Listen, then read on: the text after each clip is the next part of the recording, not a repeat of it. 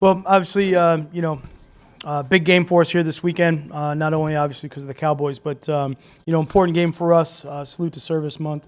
Our salute to service game, bless you. Our salute to service game here at home. Something that's really important to us, in making sure that we do a good job here this weekend. We've invited 25 families from the Michigan area.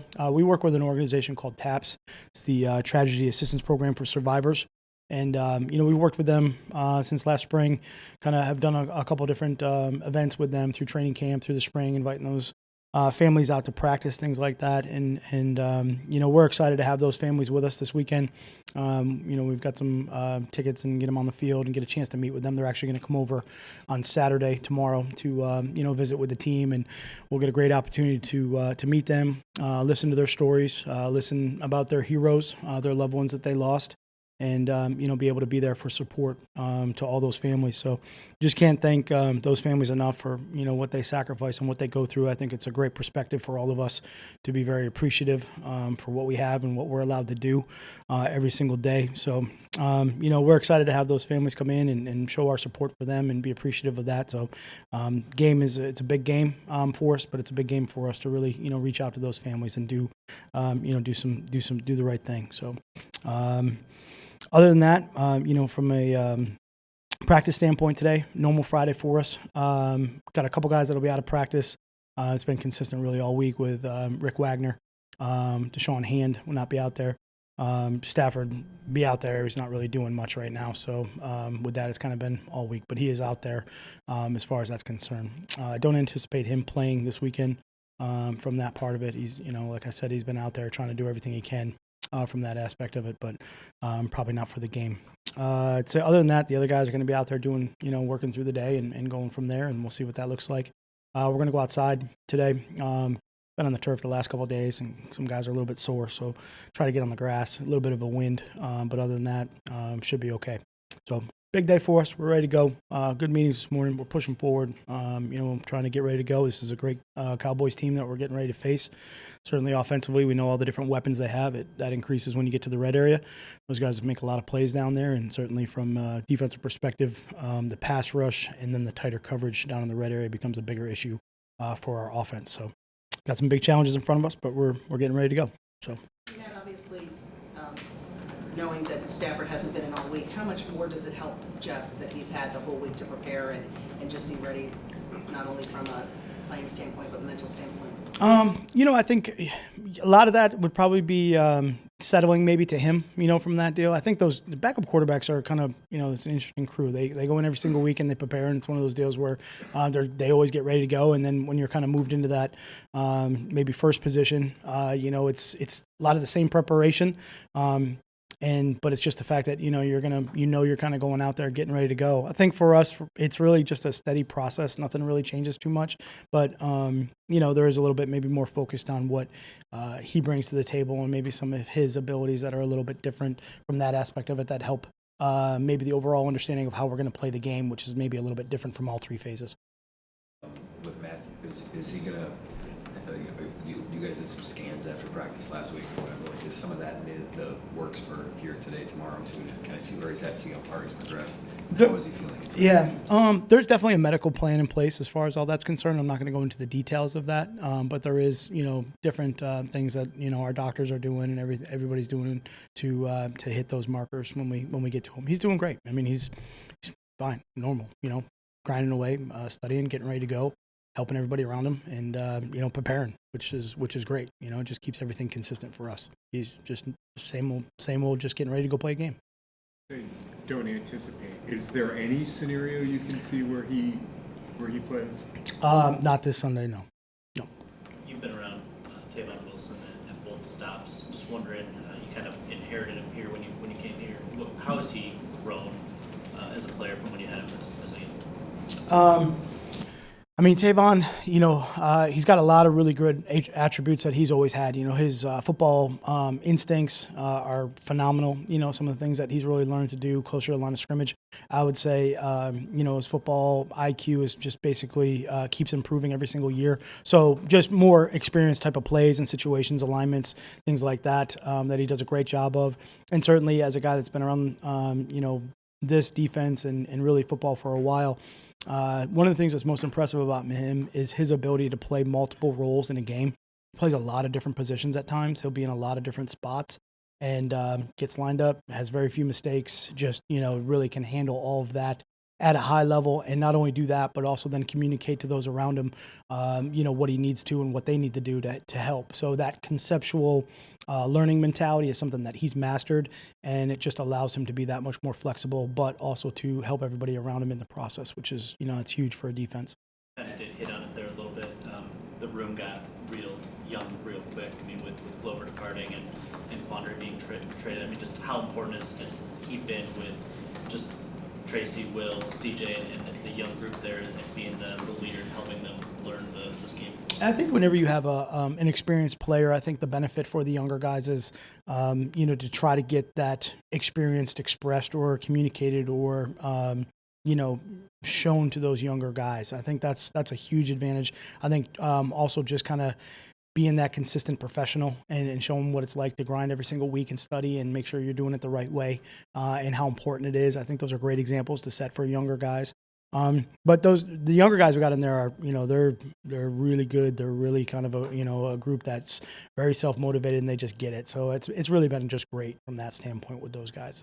But Tavon certainly adds that element of a voice that's really kind of a calming sort of voice of like, hey, this is what we do. This is how we do it. And these are some things to look for. So he's been really good with that. Make a decision on Austin Bryant here coming up. Just curious how he's moving along in his progression to come back, and then maybe carry on Johnson too. How's he moving along? Yeah. I would say just going in reverse order there. Carry on, is still kind of on track with everything that's going on with the doctors. We kind of, get the updates on him as we go, and we'll see where we're at when the time's appropriate.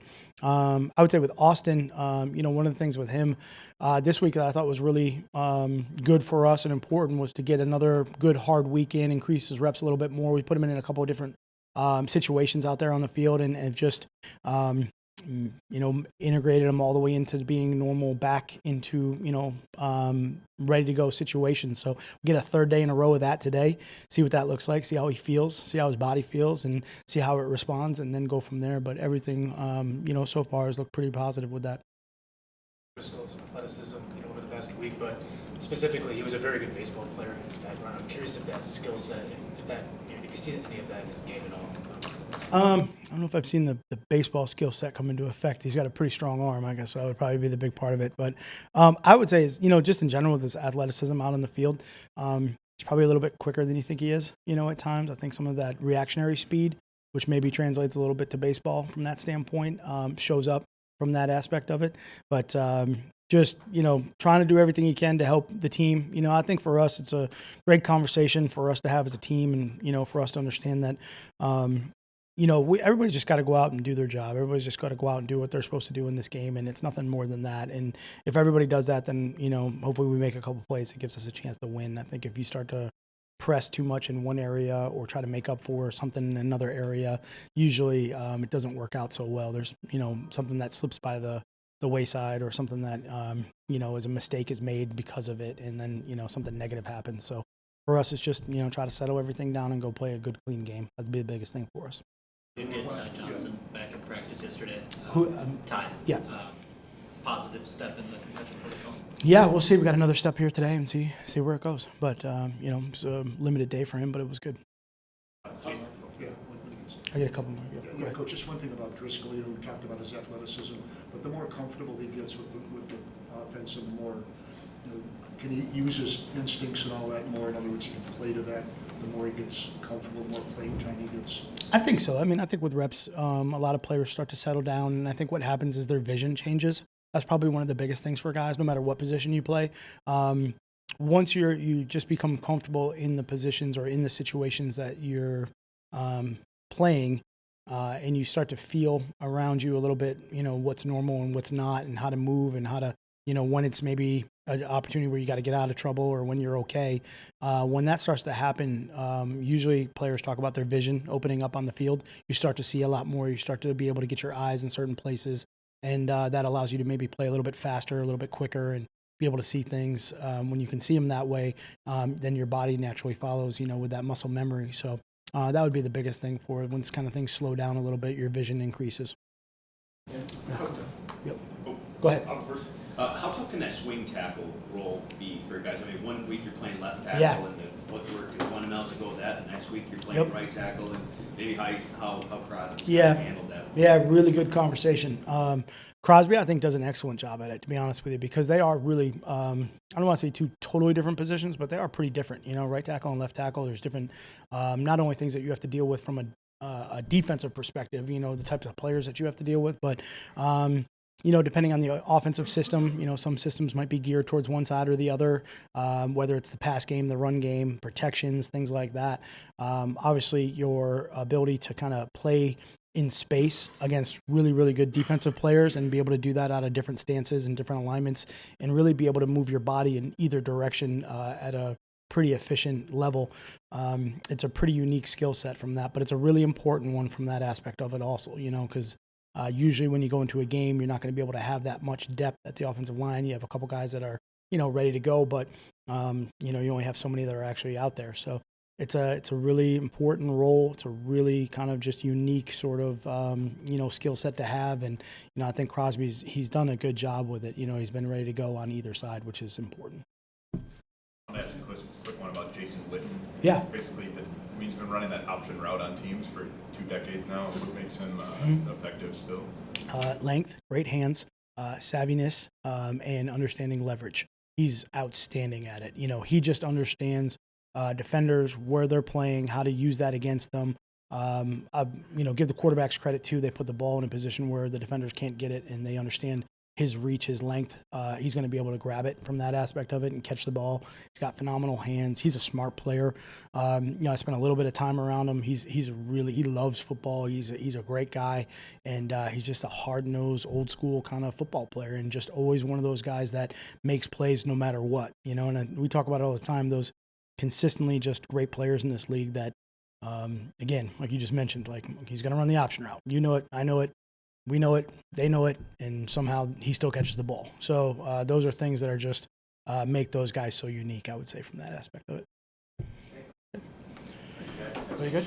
Thanks. Yeah, yep. Good to see everybody. Bundle up.